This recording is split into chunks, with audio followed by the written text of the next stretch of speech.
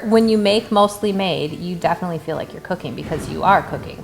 You're just cutting out the hard steps and all the dishes for all the cutting and chopping. It's a lot easier than normal meals I'm making. We started using gluten-free noodles or even cheese. Sometimes we'll omit the cheese. I like to have control over the ingredients that do go into my food. This is a much better option for me rather than buying a frozen dinner. I like the lasagna.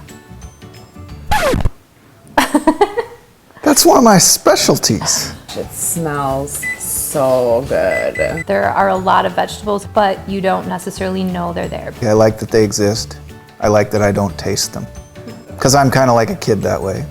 It's a good balance between wanting to feel like I prepared a healthy meal for my family and not having the time.